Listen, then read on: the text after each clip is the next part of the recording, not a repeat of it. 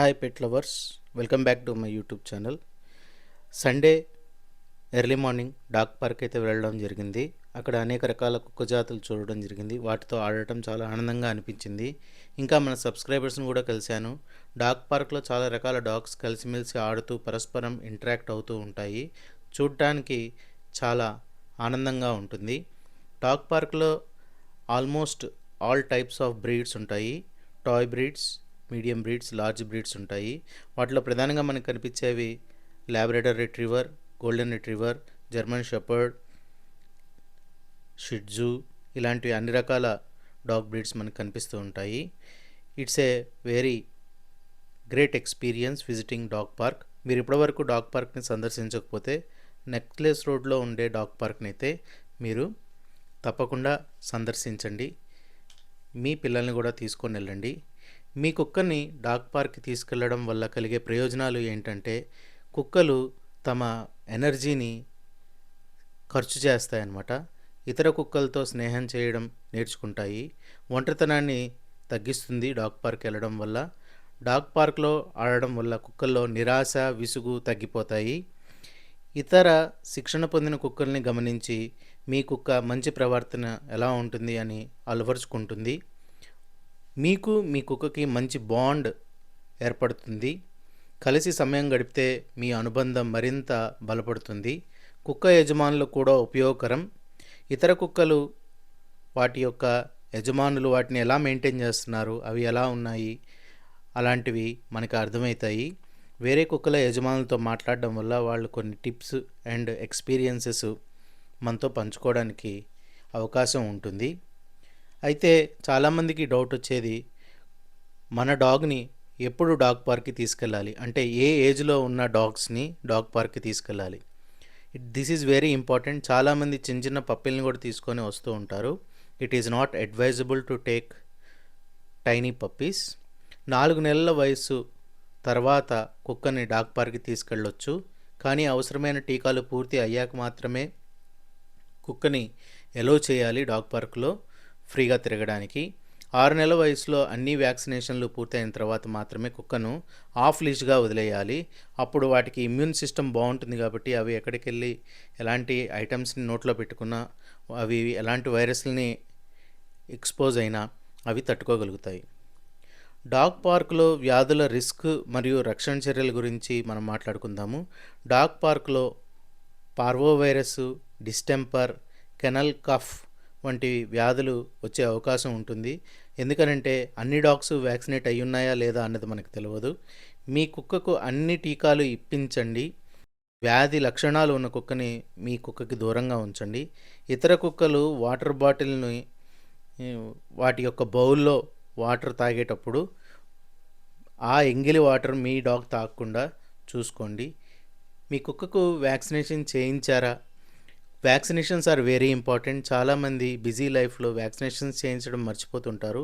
మీ కుక్క ఆరోగ్యంగా ఉండాలి అంటే వ్యాక్సినేషన్స్ మస్ట్ అండ్ షుడ్. ఒక మంచి వెటర్నరీ డాక్టర్ దగ్గర ఎప్పటికప్పుడు రివ్యూస్కి వెళ్తూ ఉండండి. రేబిస్, పార్వో వైరస్, డిస్టెంపర్, ఇలాంటి కెనల్ కఫ్, ఇలాంటి వైరస్లు రాకుండా, ఇలాంటి వ్యాధుల బారిన పడకుండా వాటికి ఎప్పటికప్పుడు కరెక్ట్గా వ్యాక్సినేషన్స్ వేయించాలి. డాగ్ పార్క్కి వెళ్ళేటప్పుడు తీసుకోవాల్సిన ముఖ్యమైన వస్తువులు ఏంటి అంటే, మీ కుక్క కోసం తాగేందుకు ఫ్రెష్ వాటర్ని తీసుకొని వెళ్ళాలి. ఒక పోర్టబుల్ బౌల్ ఒకటి క్యారీ చేయండి. లీష్, కాలర్ని మస్ట్ అండ్ షుడ్గా క్యారీ చేయండి. పూప్ బ్యాగ్, అంటే మీ కుక్క మల విసర్జన చేసినప్పుడు అది క్లీన్ చేయడానికి ఒక బ్యాగ్ని అయితే క్యారీ చేయండి. This is very important. ఎందుకనంటే మన చుట్టూ ఉన్న ప్రాంతాన్ని లేదా పరిసరాలని శుభ్రంగా ఉంచడం చాలా ఇంపార్టెంట్. దాంతోపాటు మీ కుక్కకి ట్రైనింగ్ ఇవ్వడానికి చిన్న చిన్న ట్రీట్స్ దొరుకుతాయి, డాగ్ ట్రీట్స్. అవి కంపల్సరీ క్యారీ చేయండి. ఎందుకనంటే మీ డాగ్కి ఒక రివార్డ్ ఉండాలి. మీరు చెప్పినట్టు అది వింటుంది కాబట్టి డాగ్కి రివార్డ్ ఇవ్వండి. మీ కుక్కలకు ట్రైనింగ్ లేకపోతే లీష్ తీయొద్దు. ఒకవేళ మీ కుక్క బాగా శిక్షణ పొందితే పార్క్లో లీష్ తీసేయండి. రన్ అవ్వకుండా ఉండేలాగా మీరు జాగ్రత్తలు తీసుకోవాలి. ఇతర కుక్కలతో గొడవ పడకుండా ఉండేలాగా చూసుకోవాలి. కుక్కలకి బేసిక్ ట్రైనింగ్ మీరు ఇచ్చిన తర్వాతే డాగ్ పార్క్కి తీసుకెళ్ళండి. బేసిక్ ట్రైనింగ్ అంటే సిట్, స్టే, కమ్ వంటి బేసిక్ కమాండ్స్ మీ డాగ్ తూచా తప్పకుండా పాటించేలాగా మీరు నేర్పించండి. అప్పుడు మాత్రమే ఆఫ్ లీష్ చేయండి. ఆఫ్ లీష్ అంటే మీ కుక్కకి కట్టిన బెల్ట్ వదిలేస్తే అది ఫ్రీగా అటు ఇటు తిరిగేలాగా ఉంచడం అనమాట. మోస్ట్ ఇంపార్టెంట్ థింగ్ ఏంటంటే ఇతర కుక్కలు మీ కుక్కను దాడి చేస్తే ఏం చేయాలి? మన డాగ్ మనతో పాటు ఉన్నప్పుడు తెలుసో తెలియకో వేరే కుక్క అగ్రెసివ్గా కానీ లేకపోతే కన్ఫ్యూజన్లో కానీ మన డాగ్ మీద అటాక్ చేయడానికి వస్తే ఫస్ట్ అండ్ ఫార్మోస్ట్ థింగ్ ఏంటంటే ప్రశాంతంగా ఉండండి. అరవడం లేదా పరిగెత్తడం చేయవద్దు. ఆ డాగ్ని ఐ కాంటాక్ట్ చేసి కోపంగా ఆ డాగ్ వైపు చూడొద్దు. కుక్కలకు ఇది ఛాలెంజ్గా అనిపిస్తుంది. టగ్ ఆఫ్ వార్ సిచ్యువేషన్ ఏర్పడుతుంది. గట్టి స్వరంతో కమాండ్ ఇవ్వండి. మన డాగ్ అయితే మన కమాండ్స్ని ఫాలో అవుతుంది. వేరే డాగ్ కూడా ఆ కమాండ్స్ తెలుసుంటాయి కాబట్టి ఆ కమాండ్ని అది అర్థం చేసుకోగలుగుతుంది. ఎలాంటి కమాండ్స్ అంటే నో, బ్యాక్ ఆఫ్ అని గట్టిగా చెప్పండి. మీరు కుక్క ఉన్న దిశకి ఆపోజిట్ డైరెక్షన్లో తిరిగిపోండి. మీ కుక్కకు అటాక్ చేయడానికి వచ్చిన కుక్కకి మధ్యలో ఏదైనా ఒక ఆబ్జెక్ట్ ఉంచండి. ఒక బ్యాగ్ కానీ మీరు వేసుకున్న జాకెట్ కానీ లేదా ఏదైనా ఒకటి అడ్డు పెట్టుకోండి. ఎందుకంటే డాగ్ అటాక్ చేసేటప్పుడు మనకి ప్రొటెక్షన్గా అది పనిచేస్తుంది. ఒకవేళ మనం అనుకోకుండా ఏదైనా ఒక డాగ్ మనల్ని కరిస్తే అంటే మనుషుల్ని కరిస్తే ఏం చేయాలి? గాయాన్ని వెంటనే సబ్బుతో శుభ్రంగా కడగాలి. యాంటీసెప్టిక్ రాయాలి. డాక్టర్ దగ్గరికి వీలైనంత తొందరగా వెళ్ళాలి. ర్యాబిస్ టీకా అవసరమా లేదా అన్నది ఒక మంచి వైద్యుడి సలహాతోనే తీసుకోవాలి. ఏం కాదు, చిన్న గాయమే అని మనం నెగ్లెక్ట్ చేయకూడదు. ఒకవేళ మన డాగ్ని కనుక వేరే డాగ్ కరవడం లాంటివి జరిగితే గాయాన్ని శుభ్రం చేసి వెంటనే వెటర్నరీ డాక్టర్ దగ్గరకు తీసుకెళ్ళాలి. యాంటీబయోటిక్స్ మందులు అవసరమా అని వెటర్నరీ డాక్టర్ సలహా తీసుకోవాలి. ఎక్కడైతే డాగ్ బైట్ జరిగిందో అక్కడ బ్లీడింగ్ జరగకుండా ఉండేలాగా జాగ్రత్తలు తీసుకోవాలి. చాలామంది తమ డాగ్స్ని గంటలు గంటలు ఓపెన్ ఏరియాలో తిప్పుతూ ఉంటారు. మన డాగ్ని డాగ్ పార్క్లో ఎంతసేపు తిప్పాలి? చిన్న కుక్క పిల్లలు లేదా స్మాల్ డాగ్స్ అయితే 30 to 45 మినిట్స్ డాగ్ పార్క్లో మీరు స్పెండ్ చేయొచ్చు. ఒకవేళ మీడియం నుంచి లార్జ్ బ్రీడ్ డాగ్స్ అయితే 1 to 2 అవర్స్ మ్యాక్సిమం మీరు డాగ్ని అక్కడ తిప్పొచ్చు. Please carry fresh water. మీ డాగ్ ఎక్కువగా అలసిపోకుండా చూసుకోండి. ఒక్కొక్కసారి డాగ్ హైపర్ యాక్టివ్ అయ్యి ఎక్కువసేపు ఆడేస్తుంది, తర్వాత డీహైడ్రేట్ అవుతుంది. డాగ్ పార్క్లో మనం చూస్తుంటాము డీహైడ్రేట్ అయిన డాగ్స్ అలాగా నీరసించి అలా పడిపోతుంటాయి. మీరు పిల్లలతో వెళ్తే తీసుకోవాల్సిన జాగ్రత్తలు. మీ పిల్లలతో మీరు డాగ్ పార్క్ని సందర్శిస్తూ ఉంటే మీ పిల్లలకి కొన్ని ఇన్స్ట్రక్షన్స్ అయితే ఇంట్లో క్లియర్గా ఇచ్చి అక్కడికి తీసుకెళ్ళండి. పెద్ద కుక్కల దగ్గరికి వెళ్ళేటప్పుడు పిల్లల్ని ముందు ఆ కుక్క ఓనర్తో మాట్లాడమని చెప్పండి. ఆ డాగ్ పేరేంటో కనుక్కోండి.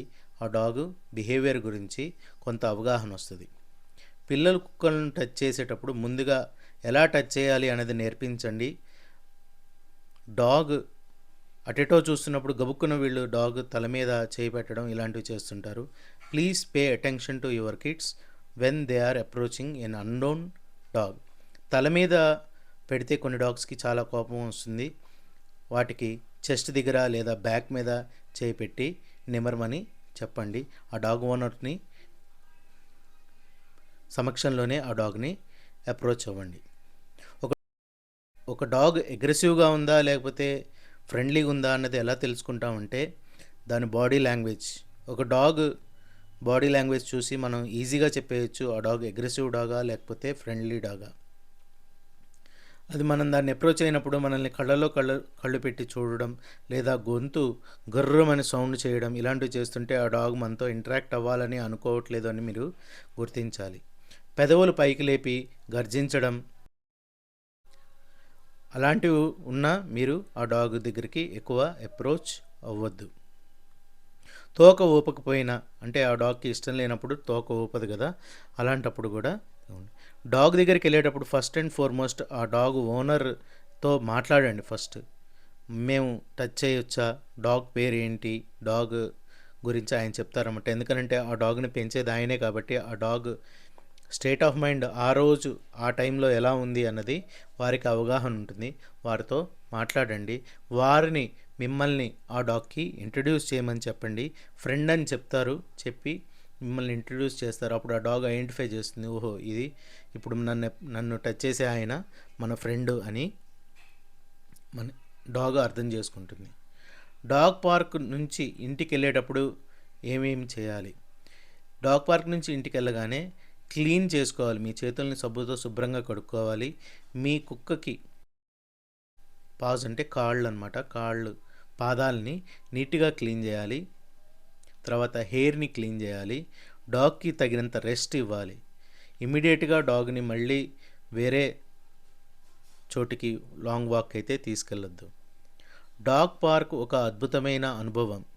మీరు ఇప్పటివరకు సందర్శించకపోతే డాగ్ పార్క్ని సందర్శించండి. మీ డాగ్ని కూడా అక్కడికి తీసుకెళ్ళండి.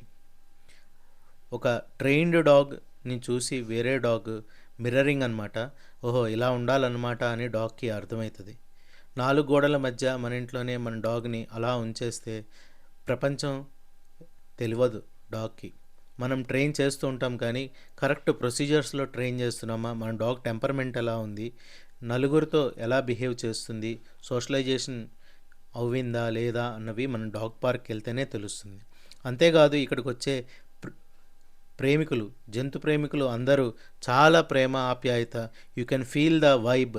ఎంత ప్రేమగా ఉంటుందంటే అక్కడ ప్రతి ఒక్కళ్ళ కళ్ళల్లో ప్రేమ, ప్రతి ఒక్కళ్ళ హృదయంలో ప్రేమ, ఆ ప్రేమ మనకి అక్కడ కనిపిస్తూ ఉంటుంది. It's really a great experience visiting dog park. నేను రెగ్యులర్గా విజిట్ చేస్తూ ఉంటాను. కొంతమంది మన సబ్స్క్రైబర్స్తో అక్కడ ఇంటరాక్ట్ అవుతూ ఉంటాను. మీరు కూడా డాగ్ పార్క్ వస్తూ ఉంటే కామెంట్ చేయండి. మీ డాగ్ పేరు కామెంట్ చేయండి. మీరు ఎలాంటి బ్రీడ్ని ఇష్టపడుతున్నారు లేదా ఎలాంటి బ్రీడ్ని పెంచుతున్నారు అన్నది కామెంట్ చేయండి. నలుగురికి మీకున్న నాలెడ్జ్ని షేర్ చేయండి. దానివల్ల మనం బెటర్ సొసైటీని క్రియేట్ చేయగలము, బెటర్ డాగ్స్ని మనం పెంచగలుగుతాము. Experienced persons should come out and share their experiences about pet care and how to grow them. ఇలాంటివన్నీ మీకు అందిస్తూ ఉంటాను. నేను మీ సతీష్ సింగ్. మీ పెట్ స్టోరీస్ని నాకు షేర్ చేయండి. వాట్సాప్ నెంబర్ డిస్క్రిప్షన్లో ఇస్తాను, దానికి వాట్సాప్ మెసేజ్ పెట్టండి. వీలైనంతగా మనం మన పెట్స్ని హ్యాపీగా, హెల్తీగా, loving and caring and happy హోమ్ని క్రియేట్ చేద్దాము. దీనివల్ల మనమే కాదు మన పెట్ కూడా ఆనందంగా ఉన్నన్ని రోజులు మనతో హ్యాపీగా ఉంటుంది. మీకు ఎలాంటి డౌట్స్ కానీ ఎలాంటి సజెషన్స్ చేయండి మాకు. మీకు ఎలాంటి డౌట్స్ కానీ ఏమైనా ఉంటే ఎక్స్పర్ట్స్ ఉన్నారు, వాళ్ళ దగ్గరికి కూడా వెళ్ళి ఇంటర్వ్యూస్ తీసుకుంటున్నాం మేము. వాట్సాప్ నెంబర్కి మీరు కాంటాక్ట్ అవ్వచ్చు. నా వాట్సాప్ నెంబర్కి డిస్క్రిప్షన్లో పెడతాను. అంతేకాదు మేము అక్కడికి వచ్చినప్పుడు మీ అందమైన పెట్ని ఫొటోస్ తీస్తున్నాము. ఆ ఫొటోస్ కొంతమంది సబ్స్క్రైబర్స్కి నేను వాట్సాప్ చేస్తున్నాను. ఒకవేళ మీరు ఈ వీడియోలో కనుక మీ పెట్తో పాటు మీరు దిగిన ఫొటోస్ ఉంటే please contact me, I will send those photos. Friends, ఈ వీడియో మీకు నచ్చింది అనుకుంటున్నాను. మరిన్ని ఇంట్రెస్టింగ్ వీడియోస్ కోసము హైదరాబాద్ పెట్ లవర్స్ యూట్యూబ్ ఛానల్ని చూస్తూ ఉండండి. మీ ఫ్యామిలీలో కానీ మీ ఫ్రెండ్స్లో కానీ ఎవరైనా పెట్ లవర్స్ ఉంటే వాళ్ళకి మా ఛానల్ గురించి తెలియజేయండి. మీరు ఒక ఎక్స్పర్ట్ అయితే డాగ్ ట్రైనింగ్ గురించి కానీ, వెటర్నరీ డాక్టర్ అయినా, లేకపోతే డాగ్ బ్రీడ్స్ మీద మంచి అవగాహన కలిగిన వాళ్ళైనా నన్ను అప్రోచ్ అవ్వచ్చు వాట్సాప్ నెంబర్లో. నేను మిమ్మల్ని కాంటాక్ట్ అవుతాను. మనం అందరికీ మనకున్న నాలెడ్జ్ని షేర్ చేద్దాం.